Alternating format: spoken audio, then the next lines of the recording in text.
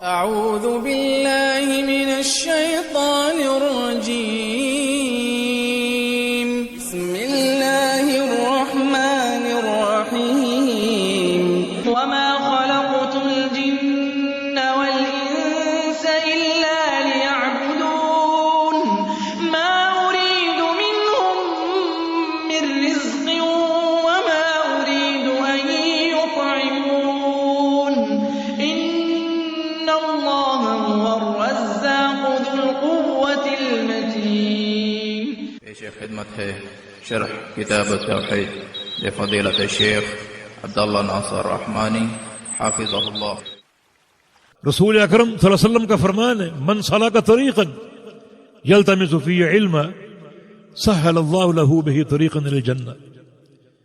جو شخص ایک راہ پر چلے، کس لیے؟ طلب علم کے لیے، نبی علیہ السلام کے فرامین سننے کے لیے، اللہ تعالیٰ اس کا جنت کا راستہ آسان کر دیتا۔ میں دو شخصیات آپ کے سامنے پیش کرتا ہوں کہ ان کا طلب علم کے لیے چل کے جانا کن نتائج کا باعث ہوا، اور ایک طالب علم قرآن نے پیش کیا ہے، اس کا چل کے جانا ذکر کیا ہے، جو کہ نابینا تھا۔ بسم اللہ الرحمن الرحیم، عبس وتولی ان جاءہ الاعمی۔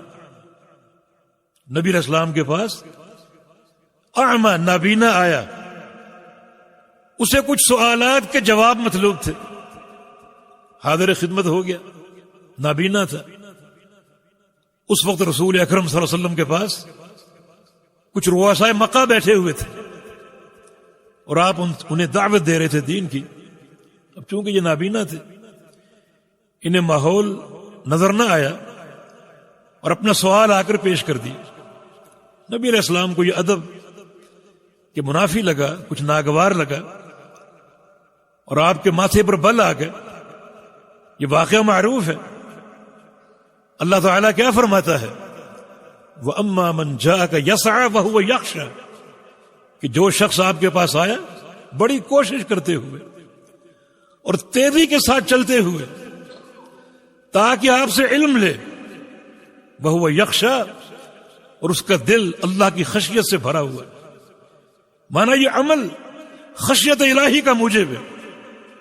طلب علم کے لیے چلنا اور جانا اللہ تعالیٰ کی خشیت کا موجب ہے۔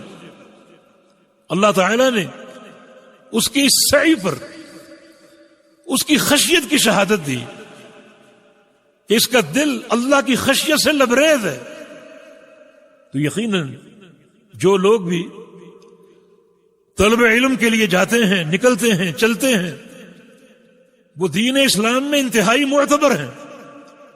وہ درسگاہ کی طرف نہیں جا رہے بلکہ جنت کی طرف جا رہے ہیں، اور جتنا وقت وہ بیٹھے رہیں اور علم کے سماع کا سلسلہ قائم رہے، اتنا وقت کیا ہوتا ہے؟ وہی جو پیغمبر علیہ السلام نے فرمایا، ما جلس قوم فی بیت من بیوت اللہ یقرؤون القرآن ویتدارسونہ بینہم الا حفتهم الملائکہ وغشیتهم الرحمہ وذکرهم اللہ فی من عندہ، کہ جو لوگ اللہ کے کسی گھر میں بیٹھ جائیں اور علم کا مذاکرہ شروع ہو جائے، قرآن و حدیث کی تعلیم شروع ہو جائے، جب تک بیٹھے رہیں گے اللہ تعالیٰ کی رحمت انہیں ڈھانپے رہے گی، فرشتے اپنے پروں کا سایہ کریں گے، اور اللہ تعالیٰ ایک ایک شخص کا نام لے کر اپنے فرشتوں کے سامنے اس کا ذکر کرے گا، دیکھو فلاں بھی ہے، فلاں بھی ہے، اور فلاں بھی ہے۔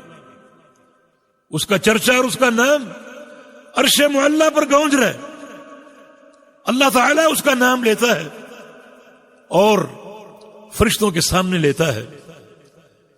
تو آپ غور کیجئے، یہ طلب علم کا سلسلہ کتنا بابرکت ہے۔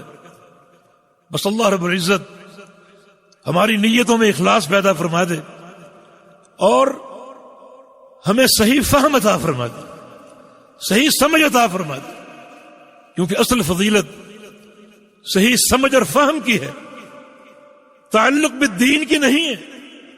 کیونکہ پیغمبر علیہ السلام کا فرمان ہے من یرید اللہ بہ خیرا یفقہہ فی الدین، اللہ تعالی جس شخص کے ساتھ بھلائی کا فیصلہ فرما لے اسے کیا دیتا ہے؟ دین کی سمجھ دیتا ہے۔ ہمارے ملکوں میں دین کے ساتھ جذباتی تعلق ہے مگر فہم نہیں۔ نبی علیہ السلام کی حرمت کے نام پر کٹ مرنے کے لیے تیار ہوں گے مگر پیغمبر علیہ السلام کی سنت پر عمل کی توفیق نہیں۔ تو دین ان جذبات کا نام نہیں ہے۔ ان اللہ یعطی الدنیا لمن یحب ومن لا یحب ولا یعطی الدین الا من یحب۔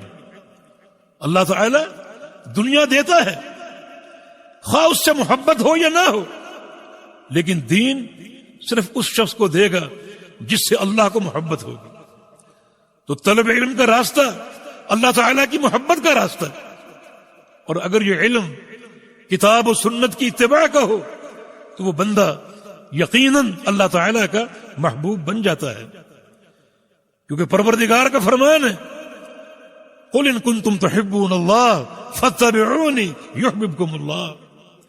اے پیغمبر کہہ دیجئے اگر تم اللہ تعالیٰ کی محبت کے دعوے دار ہو یا اللہ تعالیٰ کی محبت کے طلبگار ہو تو اس کا ایک ہی راستہ ہے، ایک ہی سبیل ہے، اور وہ یہ ہے کہ میری اتباع کرو، یعنی محمد الرسول اللہ صلی اللہ علیہ وسلم کی اتباع کرو۔